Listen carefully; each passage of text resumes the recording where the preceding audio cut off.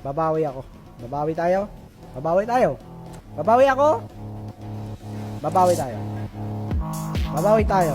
Babawi tayo. Kalaban natin, India, 1,415 elo.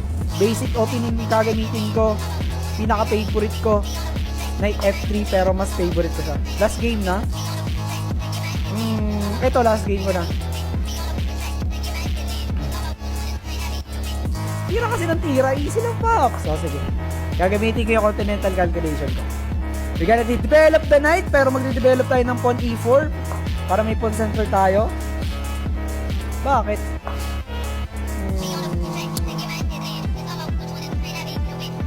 Alas oras. I-develop the pawn, develop tayo ng pawn, takes nga, develop tayo ng knight, develop siya dito ng pawn for threatening that I will sacrifice my knight for threatening the fork and rook. So he will takes my knight by the part king. Then I have a chance of check by the part bishop. Tapos pag inatras niya, check ulit tayo dito ng queen. Tapos pupunta siya dito. Tapos check ulit tayo dito ng queen sa F7 square supported by the part bishop. Tapos pupunta siya dito. Tapos ilalabas natin yung dark bishop check. Ihaharang niya yung knight. Tapos check ulit tayo dito sa D5 square. Tapos ibabalik niya yung king dito sa E7 square. Tapos checkmate na. Kakainin ko yung knight. Tapos checkmate na yung laban. Ayoko na pre. Panalo namin. Panalo na to. Tutuloy ko pa ba? Tuloy natin. Kakainin niya yan. Panigurado.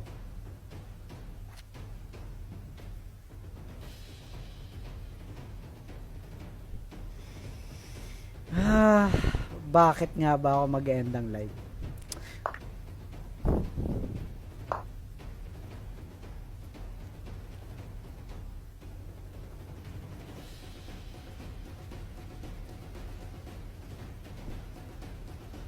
Oo nga, bakit nga ba ako mag-end ang live? Bakit nga ba ako mag-end ang live? Bakit nga ba ako mag-end ang live?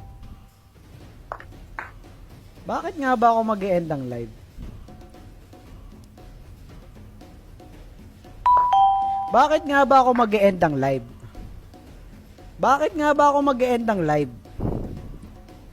Bakit nga ba ako mag-end ang live?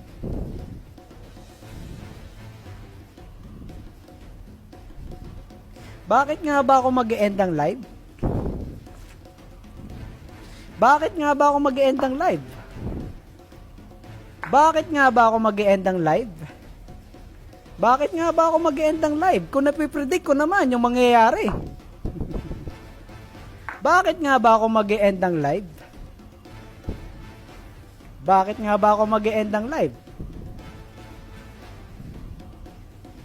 Bakit nga ba ako mag-end ang live?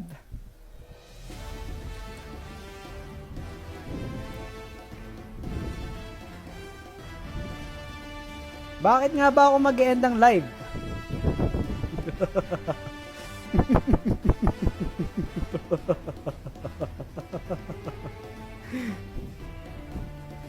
Bakit nga ba ako mag-end ang live?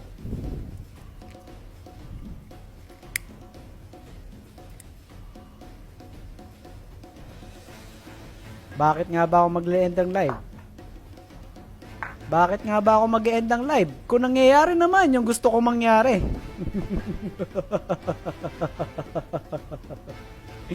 Bakit nga ba ako mag-end ang live?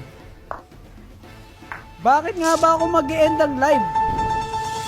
Drop, in the money pop shop for a living and baby gon' smell blood.